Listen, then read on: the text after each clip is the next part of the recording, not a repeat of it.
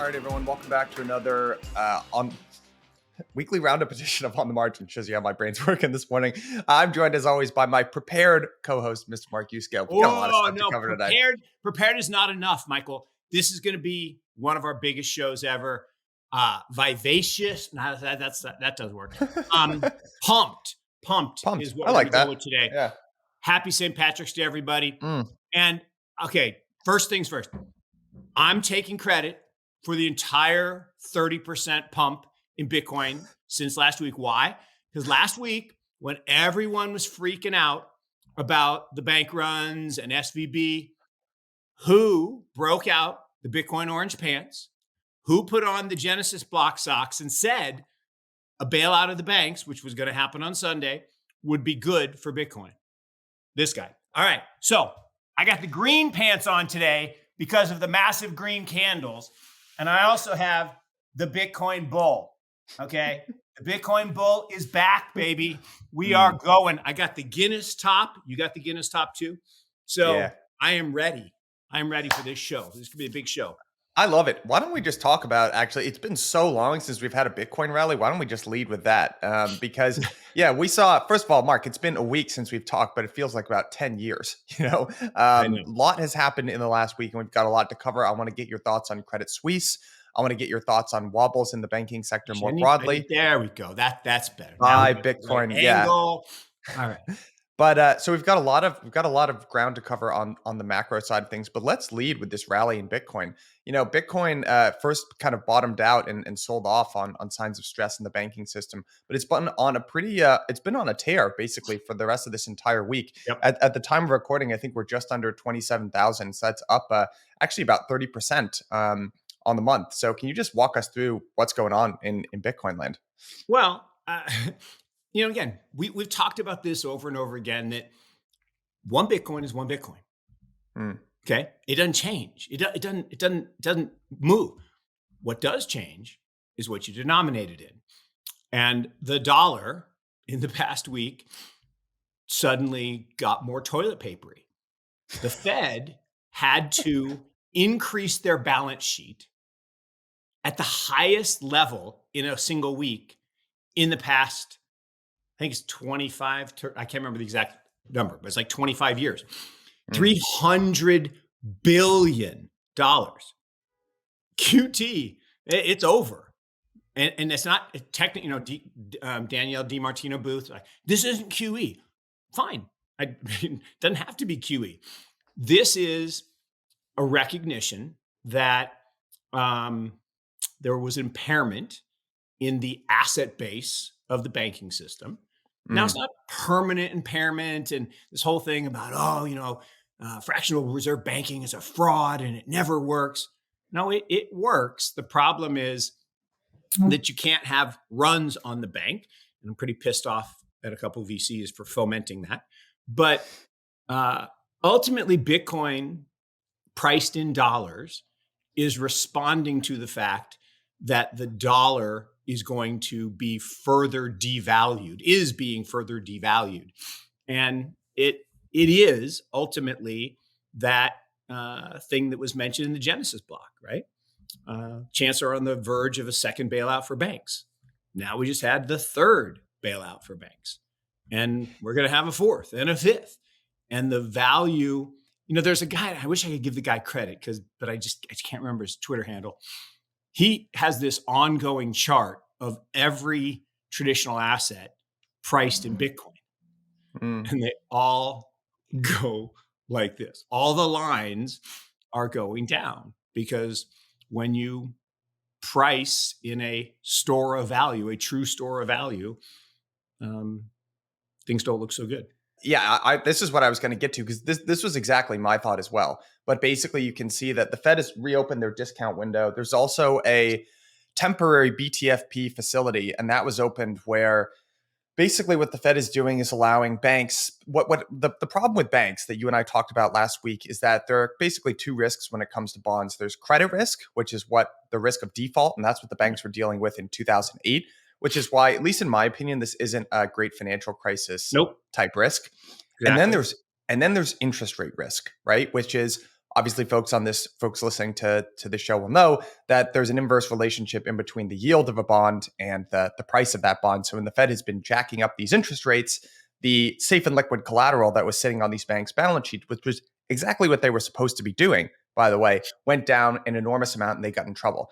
The Fed basically opened up. I actually got to give them credit. I thought this was a pretty smart Yeah. idea. Yep. It was pretty surgical, solved the problem, and it basically allowed banks to lend to the Fed at par. So if you have safe and liquid collateral like a treasury, right, that there's right in our financial system, there's no risk of the U.S. defaulting on that treasury. You can basically lend again, give that to the Fed, and they'll give you if it's only trading at, I'm making up numbers here, but 80 or 90 cents on the dollar right now, they'll basically give you Yep. credit as if it's 100 cents on the dollar. I thought it was a pretty smart thing, kind of solved the problem. The challenge, though, from the perspective of the Fed and U.S. policymakers, is that we saw the Fed's balance sheet grow by $300 billion over the course of the last week. And to your point, Mark, Bitcoin went on a tear, and I'm pretty sure that's what it's responding to. Yeah. I mean, at the end of the day, I agree with you that the decision is a good one, right? These are money good assets. I mean, in the absence of a complete and total meltdown Mm. of the United States government, which there are people out there on Twitter. This is amazing. I find it so odd when people root for something that would be completely catastrophic because it would Yeah. make the one little piece of their portfolio go up. Like, that's a really bad idea. And Yeah. this idea that total failure of the government and total hyperinflation of the currency is somehow a good thing.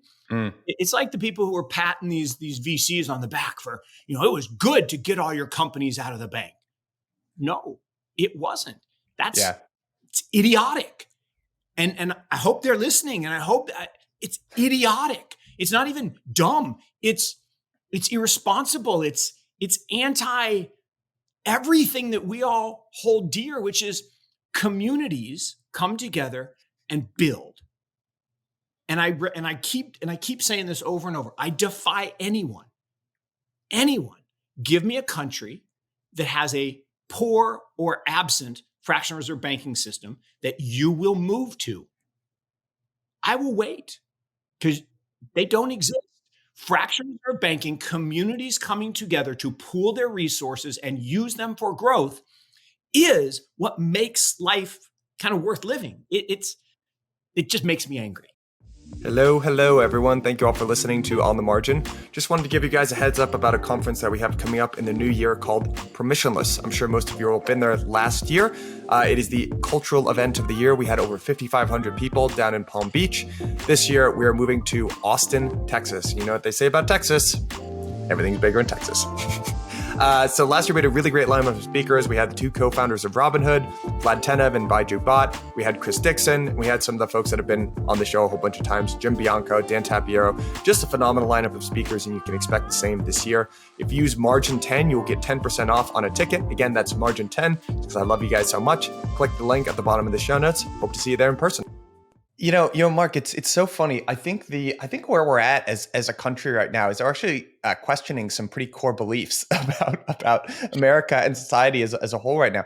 I listened to a debate going on in the Blockworks office about the merits of capitalism yesterday. Oh, and no, and Michael, stop! And No! Hey, my own look. But here's what I want to get to with the banking system is I hear you with this. I hear you with the idea that look, fractional reserve banking is basically a service that these banks do. The reason we have such a deep and liquid mortgage market, the reason why you're able to buy, some people at least are able to buy a home as an American, is because we have this system of banks basically, greasing the wheels of commerce in our country. The other side of that, and I think a lot of people have woken up to this because it's been abstracted away by, frankly, how well the banking system has performed for such a long period of time, great financial crisis notwithstanding, is, Lynn Alden described this in an episode of Forward Guidance. Another way that you could describe banks is a levered bond fund. And that is kind of what they Sure. are. The backbone of our economy is a levered bond fund. So I hear you, by the way. Like I understand what banks do. Like I understand a lot of the easy access to financials and easy access to credit is because we as a society have all agreed to put our money in these levered bond funds. But at the same time, it is a little bit funny because that's why everything is such a confidence game, and it's so dangerous when you know what I mean. It reminds me No, of that no, no. Henry. I absolutely look, confidence game, right? Con Yeah. game, right? Hmm. They got, turned into a negative, but confidence, absolutely, this is Yeah. about confidence. And absolutely, this is about trust. Now, back to why is Bitcoin doing so great? Well, remember what we're ultimately doing is we're moving from a trust-based system to a truth-based system, right? We have to trust, okay, that the bank actually has our money, which is no longer our money because once you give it to the bank, it's their money, which we've learned over and over again. But confidence in the system is critically important. And that's why that's why I get so angry at these people that fomented distrust or Mm. panic, because the average company didn't need all their money, right? They needed enough to make payroll and they needed enough to pay the bills. But they didn't, you, I don't need all my money right now. I need enough to, pay for the stuff I bought last night and, for the travel that I did. But it, again, back to It's a Wonderful Life. I just love the movie. When he says to Mr. Potter, Mr. Potter's talking about why does a building and loan even exist? He says, well, do you know how long it takes a working man to save to buy a house? Right? It's not possible. It's impossible.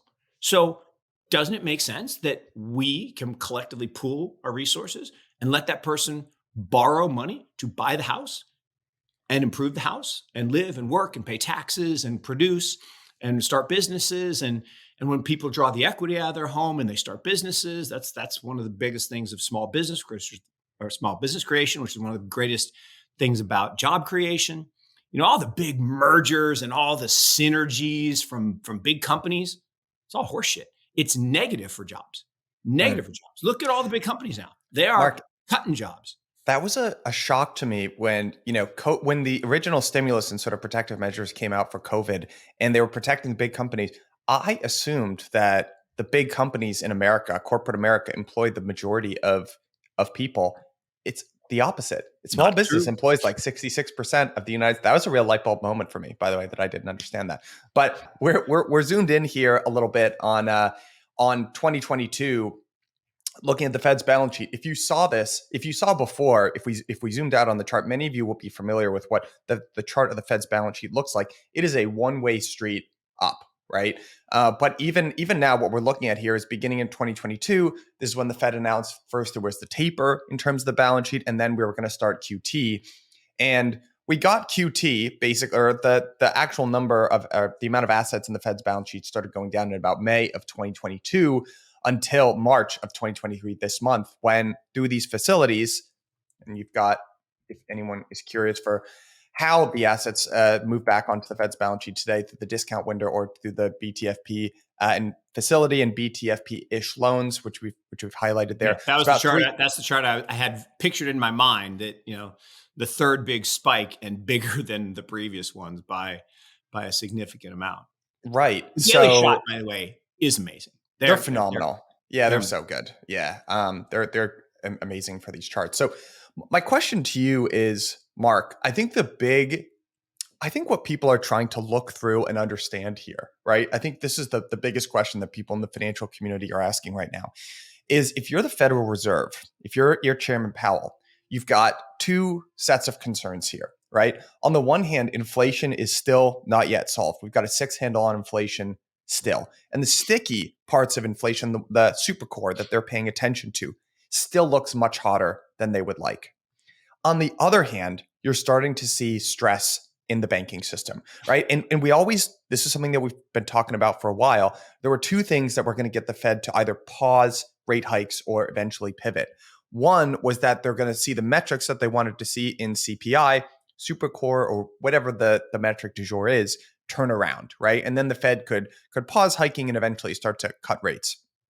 The other thing that was going to happen was they are going to break something.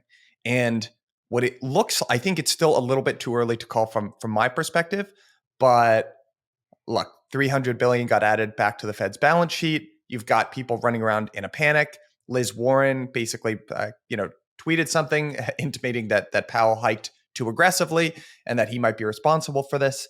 So my question to you is this the thing that broke? And what do you think the Fed is going to do here? No, and look, so the fact that you even brought up her name just makes me crazy. I mean, the woman just she's so. I mean, I hate to say this, but I mean, she's just dumb, and it's hard to say. I mean, it's hard to say about someone who is a senator and like an important person. But she's probably not dumb. She's probably I'll defend. smart. Yeah, She I think she's probably smart. just plays this part She's a savvy of politician, is what she is. I don't know, whatever. Anyway. So we're not going to talk about her because it just makes me angry. So look, here's the thing. The problem that we all face is with an aging population. Okay, with the boomers, me and all my brethren and sisterin, 10,000 of us turning 65 every single day. Okay, what that does is it means your working age population growth is slowing. When your working age population growth is slow, and as more people turn 65, your productivity slows. So GDP growth is working age population growth plus productivity. Those two things are sub 1%, which means GDP is just not going to grow. So the only way is to lever. Okay. The only way is to create money, debt, okay, which money is debt. Well, actually, that's not true. Currency is debt. Money, gold, and Bitcoin. What cancels debt? Real money is an asset that exists without a liability, but currency is debt, right?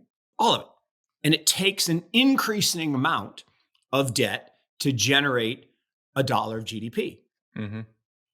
And so what has to happen is you have to keep expanding. So there's only two places there's three places that debt can get purchased. Foreigners, okay, banks, or the Fed, the lender of last resort, the buyer of last resort. In Japan, they don't even pretend. They just put it all on the Fed because no one's going to buy Japanese government bonds. No other country in the world is going to buy Japanese government bonds because they're demographically over a cliff, little tiny country, all imports. No one's going to buy them. The banks and insurance companies don't. They're full up. They're up to here. So who buys it? The Bank of Japan. In the U.S., for years, okay, during this exportation of our pollution and our jobs and our labor costs, as we pushed everything into China, we have this. We're out actually raising a new China fund, and we're like, oh my God, China, we hate China. Oh my. And we have this great chart in the presentation. In 2000, it's not that long ago. In 2000, China was infinitesimally small part of global trade, right? You had the EU bloc that was a big bloc. You had the US bloc that was then tied to Asia through Japan. We had the Japan relationship. And China was just this little emerging circle. 23 years later, China's this big ass circle in the middle. And is that the technical term? A technical term, big ass. Okay. And everything goes through there. And everybody's talking about, we're going to have friend-shoring and reshoring. If you take Vietnam, Malaysia, Indonesia, Thailand, all the other Southeast Asian circles, they're not as big. So yeah, a few jobs will go to these places. But the bottom line is multinational corporations, they're staying in China. Here's a factoid that nobody knows. 60% of Teslas that are sold globally are made in China. That factory opened 18 months ago. The factory in California has been open almost 10 years. It's at 70% productivity, or 77% output. The Chinese factory is at 91. Mm. So there's no chance Tesla's going to leave China. There's no chance Nike's going to leave. I mean, all these companies are so inextricably woven. And here's another one. Do you know Shein? Company Shein? I mean, you're not a Oh, so you know what? I didn't until someone pointed it out to me. I thought they had horrible labor practices or something like that. no, Shein. this okay. This is just they might, but that's what the Western. No, they actually don't. But the Western press wants you to believe that. Here's why. Mm. Okay, this company 5 years ago did not exist. Mm. Okay, today it's bigger than Zara and is about to pass H&M. Why? Because as companies tried to offshore out of China, they bought up all the manufacturing capability. Mm. They use AI to create fashion, fast fashion. Mm. So it's Zara, which my daughter loves Zara. Like she gets Zara boxes all the time. Zara kids. I mean, Zara. And so it takes 3 weeks from idea to product, 3 weeks. Shein, 3 days. They start 5,000 SKUs a day. And if a Zara dress costs $50, which is a bargain, right? A Shein dress costs $13. I mean, 100% of their manufacturing in China, 100% of their sales in America. This is an amazing, amazing story. Yeah. And so my point there is that China is at the center of this manufacturing hub. So we're not going to offshore any more of our costs.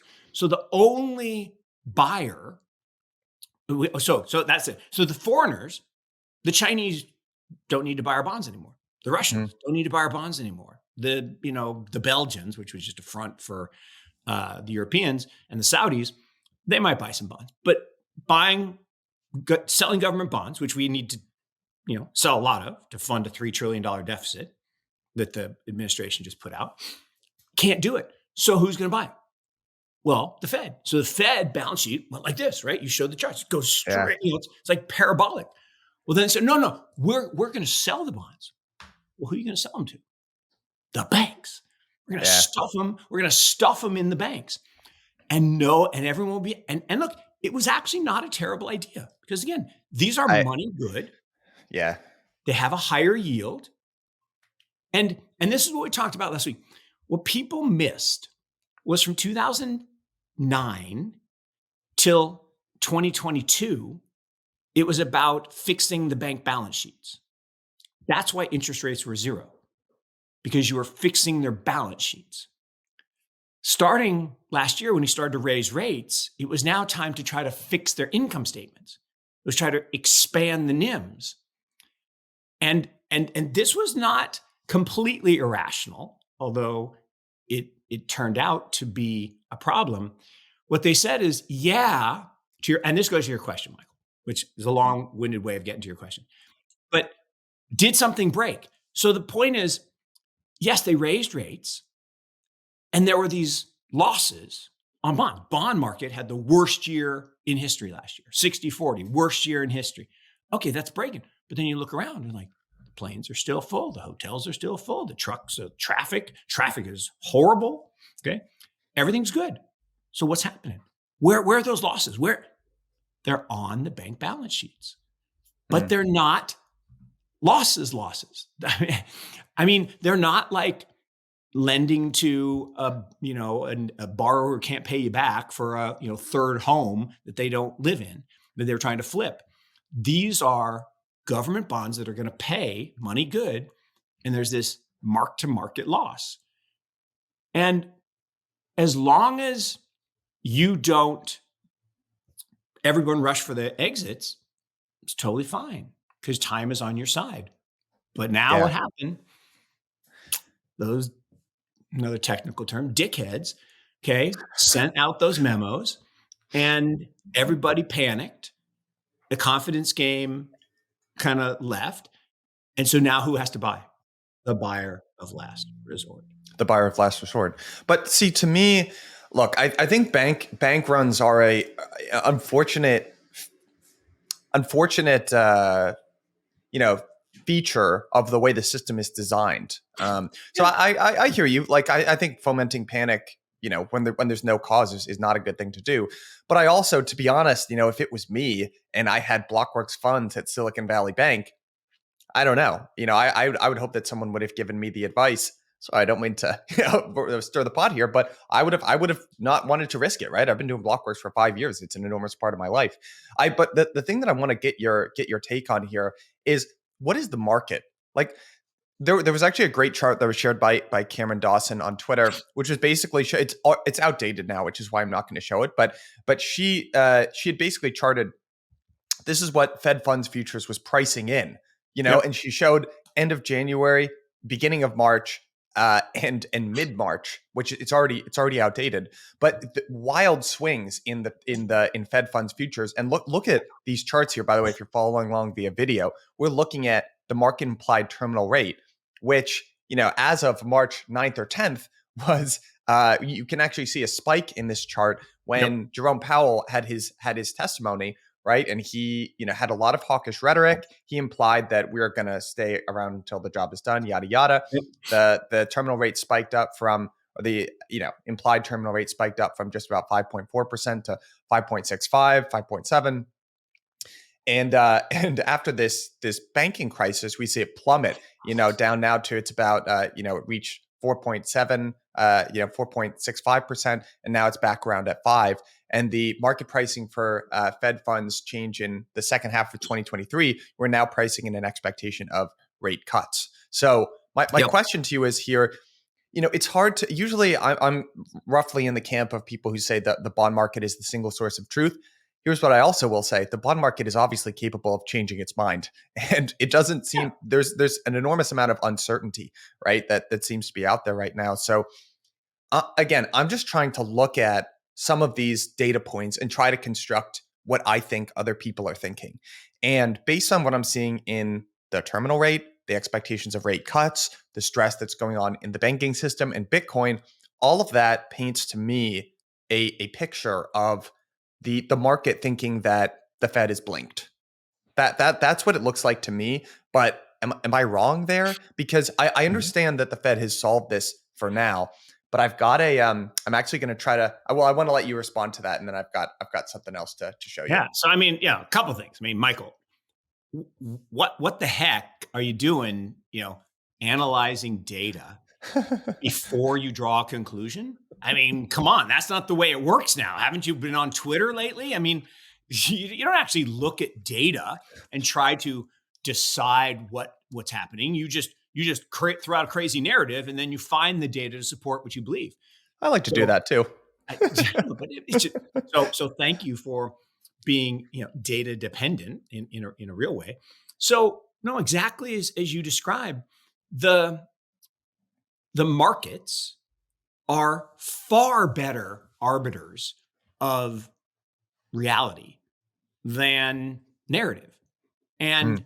it's kind of like why I've said for years, I don't like the Fed. I'm with Rudy Havenstein, ETF and the Fed. Did you see he And got suspended from Twitter again? oh my God. Oh my What's going on with that? God.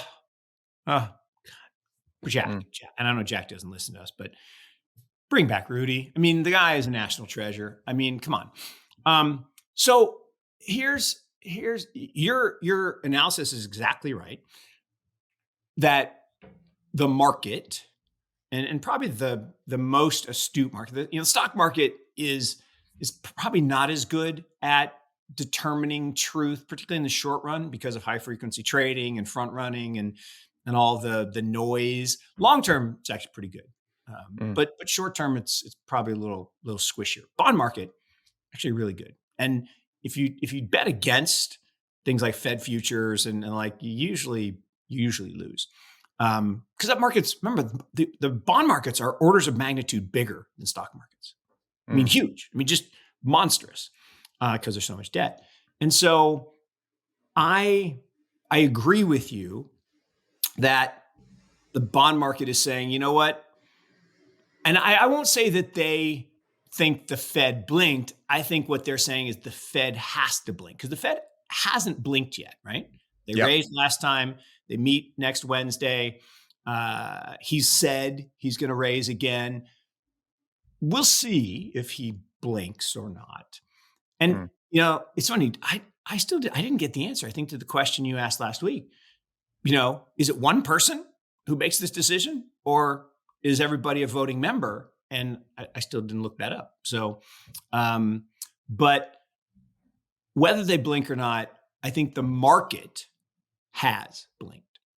And I think what has happened, and that's why you see Bitcoin doing what Bitcoin does, is it stores value from capital flight. Right? That's ultimately what it is. It's that opt-out money. Right? I mean, the portion of my net worth that is in Bitcoin is there for a very specific reason.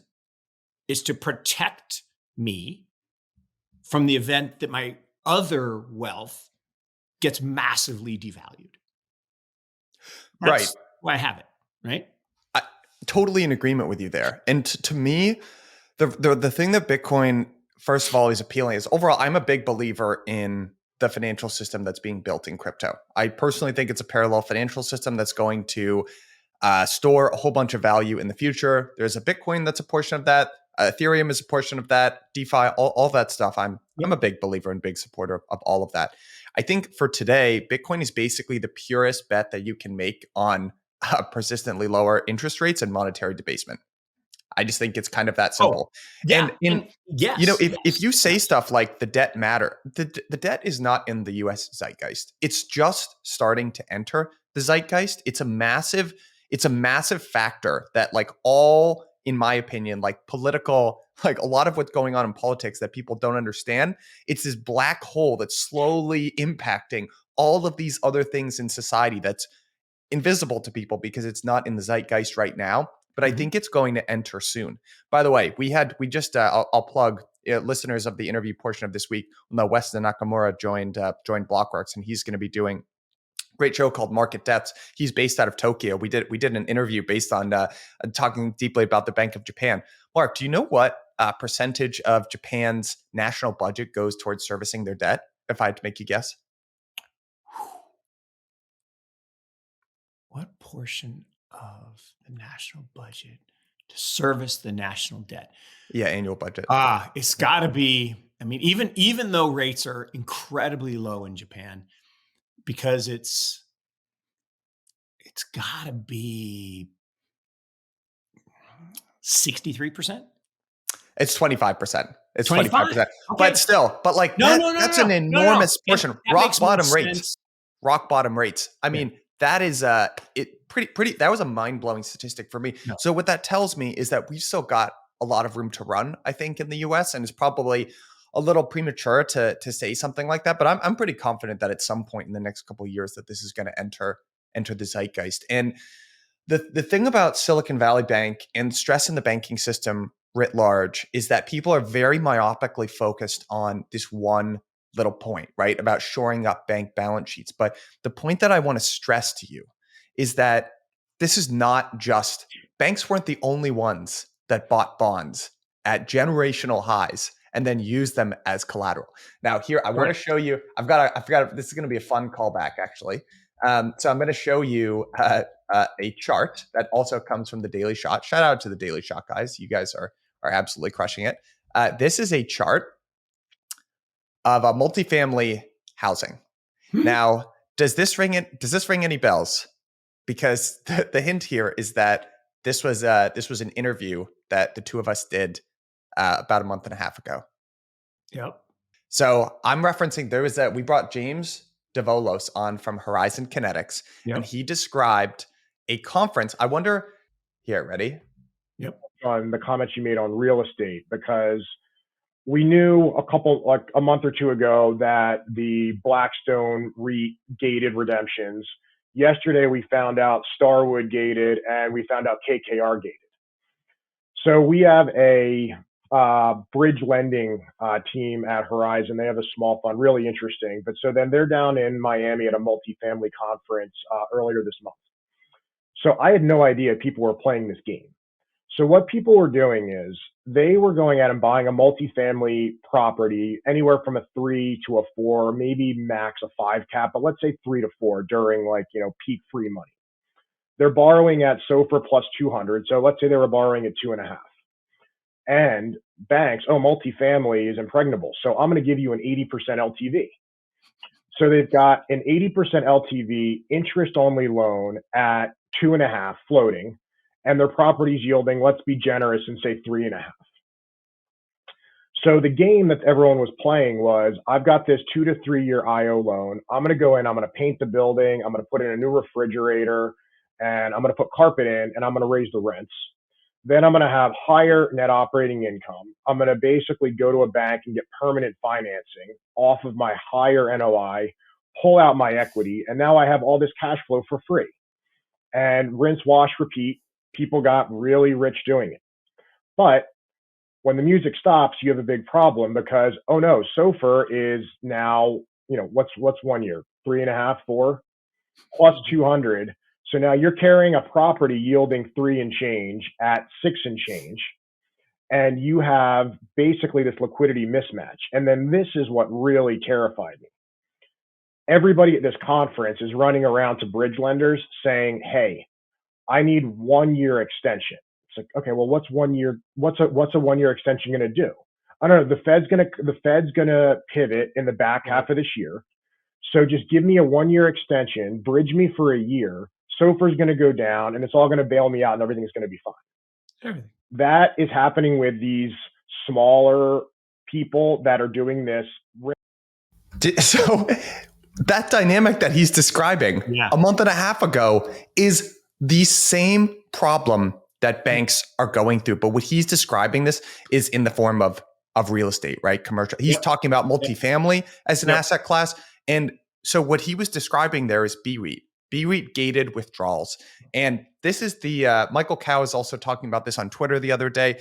What is broadly being described here, right? This is the Paul McCulley term that came from 2007. It sounds a little conspiratorial. It's the shadow banking system, right? Yeah. So basically post Great Financial Crisis, regulators came in, right? And there were multiple, there was Basel II, there was Basel III, and they basically said, hey guys, we want a much larger, there are certain ratios, capital ratios that we want you to maintain. We want you to maintain a huge safe and liquid bond portfolio, which is basically US treasuries and now mortgage-backed securities as well. But all that risk that you wanted to take before, we don't want you to take that anymore. Well, there's still demand for people out there want to take risk, and there's demand for other forms of financing that doesn't necessarily fit that. That moves into this broader realm of what people kind of call shadow banking. So shadow banking is this, the Fed doesn't keep any statistics on it, right? But it's a large sector out there that provides this type of more risky financing. And my guess, or the thing that I'm just curious about, right, is that I bet you that there is it would make sense to me that a large, opaque, and risky sector would also have similar signs of stress because they're exposed to the same interest rate risk. Wouldn't you? It's everywhere. Look, I mean, you see it in Carvana and Santander. That's the subprime car lender, and you're going to see it in the credit cards. You're seeing it in the delinquencies. Yeah, that the interest rate arbitrage game of the free money era, it's over. And it's funny. That was really surreal. I saw myself make the same face. I know when James said the same thing that I was watching on the screen. So I was watching me make the same face again, because when he says it, it's just like, ugh. I mean, is it possible that people really, really believe this? And I don't want to pick a scab here, but it's kind of what Barry is banking on in the inverse for DCG. Now, and actually, he's getting a little bit of it because I think he's getting it. Yeah, I think that's what these other real estate lenders are getting too. They might get their pivot. They might actually get their pivot. Yeah, well, and to that point, even without a pivot, short-term rates, not short-term, intermediate term rates plummeted. Right, we went from 404 down to 349 in a matter of days. So it is interesting. If something cannot persist, it's likely that it won't persist. And so if all of these real estate shadow banking entities are going to go bankrupt, it's probably likely that the trend that was going to make them all go bankrupt ends. Now, some of them will go bankrupt, and the gated ones will get liquidated, and you've heard the stories. There was that I can't remember which company it was, but one of the big real estate companies out in California, they had a property that they bought for 500 million that literally I think just traded it at like 50, and that's real, right? If you're 80% LTV and you had a 1% net interest margin spread, and suddenly that's going the other way, 3 or 4%. Yeah, you could lose 100% of your equity. Hurry, 95% of your equity. I mean, you could lose huge amounts of equity. Yeah. So that stress is real. I mean, look at Carvana stock. Now, this year notwithstanding, because people bought the zombie companies because they thought free money was coming back. But generally speaking, most of those charts, had an uptick, but now they've rolled back over. It's I'll give you an example. So we did a call a couple weeks ago with clients, and somebody was saying, should I go buy silver, or no, should I short Silvergate equity? I'm like, well, okay, you should have shorted it, for the first 95% drop, but shorting it here, the risk is you get a bunch of meme stalkers that go think it's going to survive like they did with Hertz or Bed Bath and Beyond. And, it could have a horrific bounce up. Ultimately, yeah, I think it probably is going to get extinguished. But, playing that game of shorting things that are already down 95, 97, 98%, I think it's too dangerous. Yeah. Too asymmetric. Let's talk for a little bit. And I know this is neither of our expertise necessarily, but I would love to get your thoughts on, just while we're kind of putting a bookend here on the stress that's going on in the banking sector. Let's talk a little bit about Credit Suisse and some of the problems that's going on there. Credit Suisse, obviously a far cry, right, from the tiny regional banks like the Silvergates of the world. Credit Suisse, is right up there in terms of blue chip names. So. And they're very large, right? At one point, they had almost $1 trillion on their balance sheet. That shrunk considerably to about 500 billion or so. Yep. They've had a tough last couple of years, right? So there were a couple of scandals. The most notable, right, that will probably still be within the zeitgeist for most folks is the Archegos scandal. Now, again, this wasn't necessarily their fault, although they're supposed to be very sophisticated risk managers. But Archegos was the Bill Wang fund, right? And he was taking super levered bets. The way he structured his trades, where he wasn't buying spot on a lot of these stocks, he had a derivatives kind of structure for how he was doing these trades. And I think Credit Suisse, in my memory, they took about over $1 billion bath, right? Just a loss, right? On Bill. Yeah, I think it was a couple billion. Yeah. Yeah. So they've sort of seen there was a string of those sorts of things. Basically, they've seen outflows for a long period of time. Their stock is down from the peak about 98%. And I remember Jim Bianco's tweet about Silvergate. He tweeted this: when a stock goes down 98%, the vast majority of the time is it loses the last two. So majority. Well, here's the crazy thing. I have a friend had a funny tweet. He said, basically Credit Suisse has been going out of business my whole career. And it's not just like the last 2 years. I mean, it's a 20-year downward spiral. And, poor management, a series of poor management decisions, massive leverage.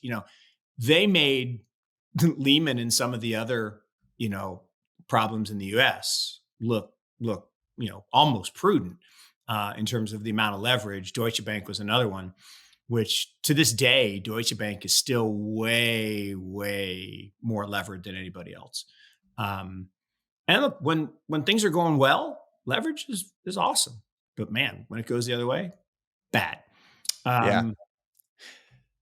So can you describe though, like why they're so basically they were in an enormous amount of trouble. Their largest investor, which is the Saudi National Bank, they said that they ruled out right at some point that there was they ruled out raising more capital or injecting more capital into the bank. I think that caused like people to panic. But now the Swiss National Bank, for a while they weren't saying anything, and now they said, hey, we'll extend a $50 billion lifeline to Credit Suisse. So just to bookend what I said before about the 98%, usually it loses the last 2%.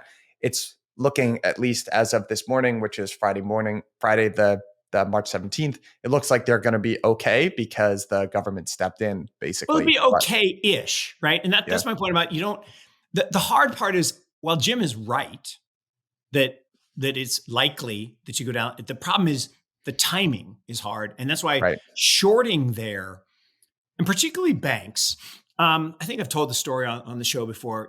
In 2009, I was in Chase Coleman's office, Tiger Global, and Chase had crushed it for us in 2008, being short financials, and he had a really bad 2009. In 2009, market was up 26. He was actually down materially, and everybody's like, "Oh, he's done. It's over." It wasn't over. But I'm sitting in his office, and he literally flings this pack of papers across and look at this. I'm like, what is it? He says, Citigroup's, balance sheet. They're bankrupt. This stock should be zero. Their liabilities exceed their assets. There's no way this thing should survive.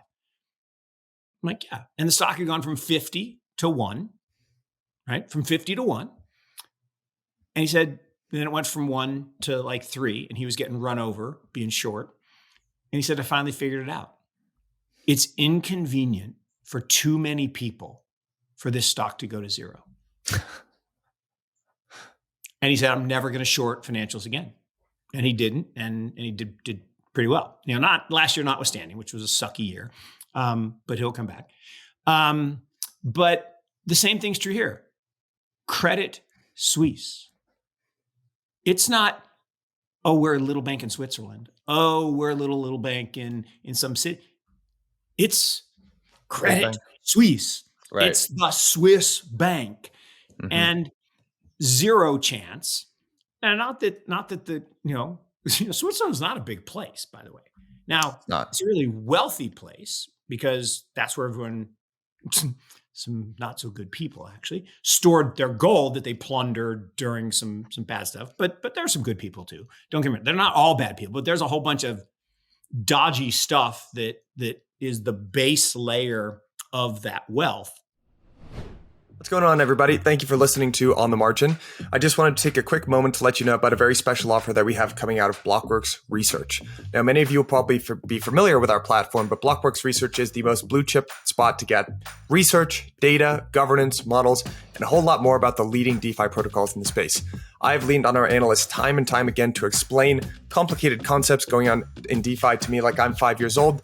They can do the same for you. If you invest in DeFi or are just interested in it, it is an absolute no-brainer. As a listener of On the Margin, and to say thank you all for listening to the show, you can use Margin 10 for a 10% discount, and that gives you access to everything, which would be weekly in-depth reports, live data, all of that good stuff. So again, that's code Margin 10 for a 10% discount. Link is in the show notes. Sign up now. Thank you later. So let me ask you this. So when people talk about the Federal Reserve kind of riding in, right? And there is an implicit assumption as soon as we get them involved, we're fine, right? That's we're eliminating risk. So let me just ask you. Oh my God, you're killing me. Because I have a thought about this, but how is risk being transformed, do you think, in all of this, in this Michael, system? I remember a day. I am old enough. I remember a day, and there's a friend of mine that said this, so I'm stealing it from him, where I didn't know the names of the central bankers. Yeah. And I long for that day to return. And so this is the thing, as soon as the Fed gets involved, or a central banker is involved, oh, the risk is magic. No. So what we did, right, is we created a risk where? In the financial system. Where? In the banking system. How? Issued a bunch of debt, forced the banks to buy it. And I say forced. right? This was, Yeah. you will buy this. You will buy this because that's the deal. In order for you to borrow from us for free, you have to buy this asset. And everybody's like, no, that's not what happened. I'm like, yeah, it is. And I can actually prove that. So this was a forced deal. Really good for the bank, right? Because if I can borrow at 25 basis points and I can invest it at 3%, 4%, 5% risk free, quote unquote, risk free, default risk free. It's not interest rate risk free. It's not confiscation risk free. It's not derivative risk free, leverage on leverage, but default risk free in theory. So the risk that I think is happening now is devaluation risk, which again is why Bitcoin, back to Bitcoin, why Right. Bitcoin is soaring, is we are guaranteeing that we will devalue the currency the same way that every example of this in history has ended. As I said, 875 paper currencies in the history of the world. 3/4 of them no longer exist. They got hyperinflated out of existence. The ones that are still surviving are down 90, 95, 98, 99%. Why? Because that's your only way out. Yeah. Financial oppression and capital controls. Story as old as time. Been going on forever. As old as time. And so the buyer of last resort buys the debt. Okay. So now it's removed that mark to market risk. Well, so now what's the risk? Well, now the risk is, well, if you're the buyer of last resort, who buys it from you? Bless you. Who buys it from you? Well, there's no one to buy it. So what do? You debt jubilee it. And that is what's coming, right? That is what's coming. Look at the 1840s, debt jubilee in the UK, right? They gathered up all the tally sticks, they gathered up all the debt, and they burned it up and said, oh, we're starting over. Look at the Jewish faith that has the every how many years? Every 12 years? They do it. Part of the Jewish faith long ago was every, I think it's 12 years. Ah, shoot, it'd be better if I remember.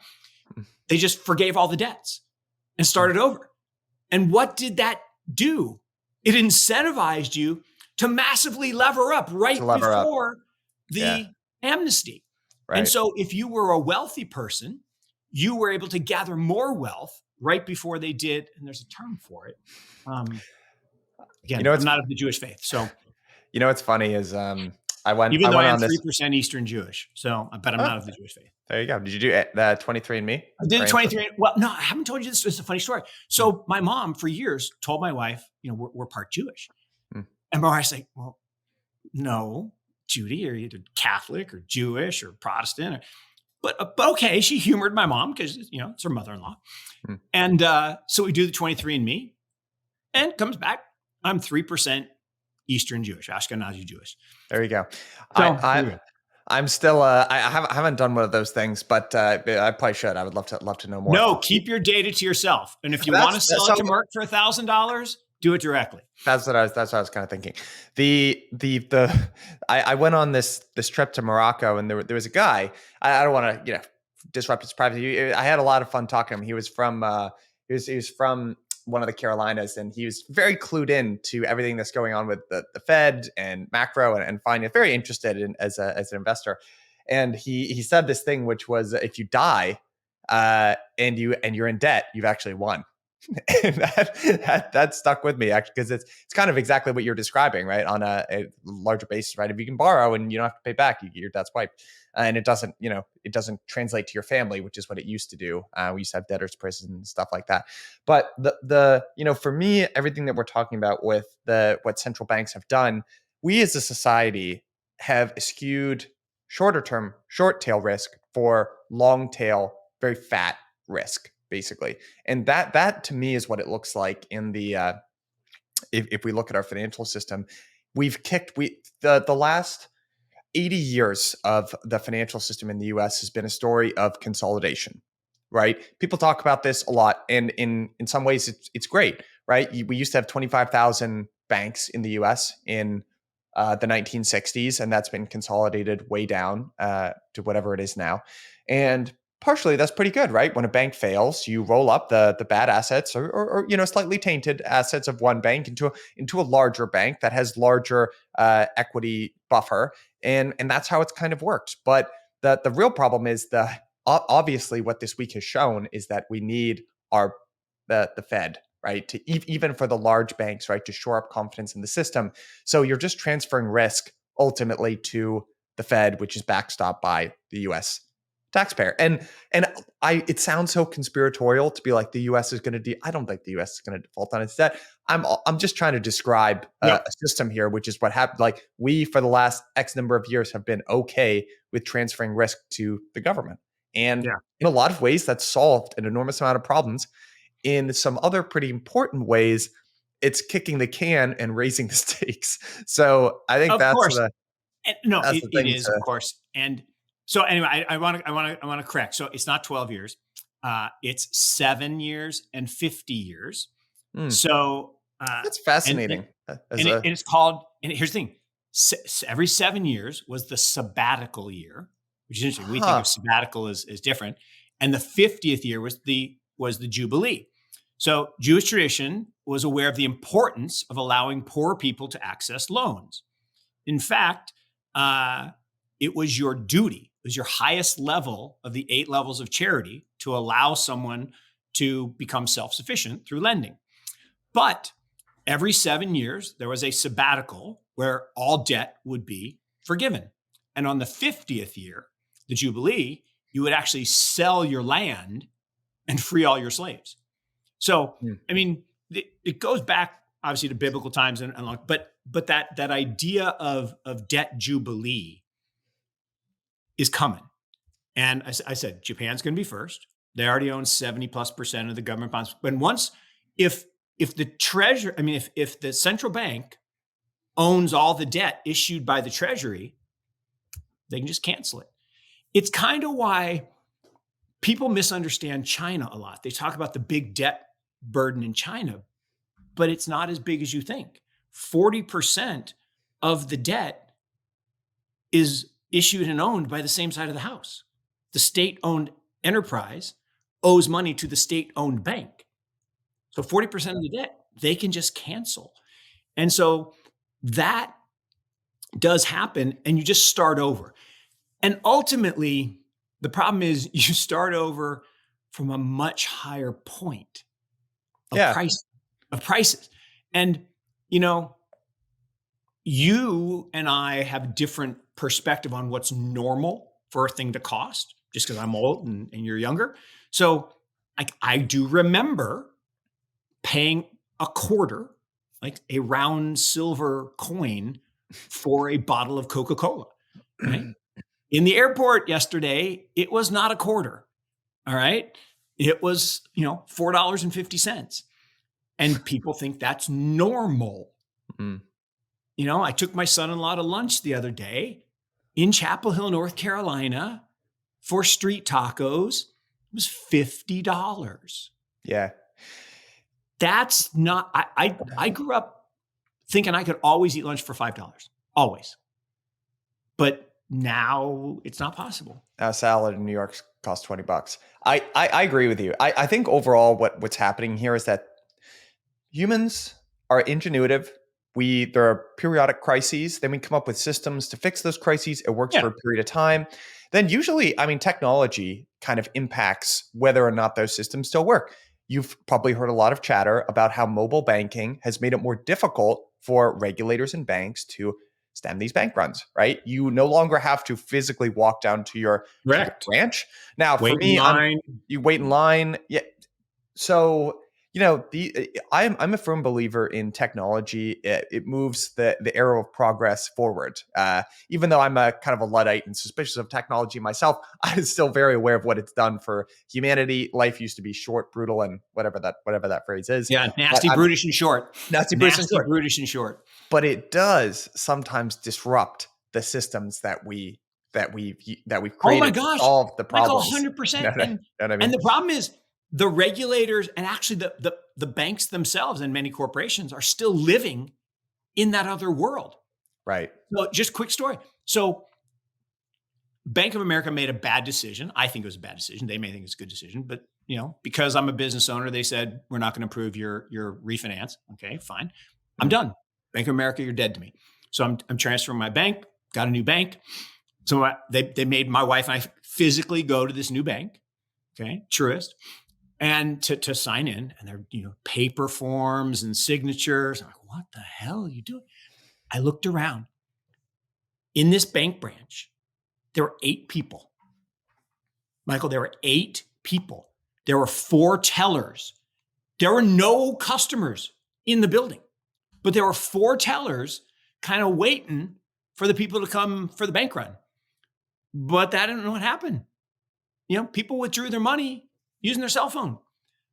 But the bank still has 8 physical people in a building as if that's how people bank. It's wild. It's just Mm. wild. Yeah. All right, Mark. I know we're unfortunately we Yeah, keep we're going over. about this for a while. Yeah, we're over time. All right, buddy. This is best hour of my week as per usual, and I Yeah. will see you here. Cheers. Happy St. Patty's Day. Have a Yes. Guinness. We dressed for it. So enjoy the rest of the weekend, and we'll be back next week. Excellent. All right, Mark. Cheers.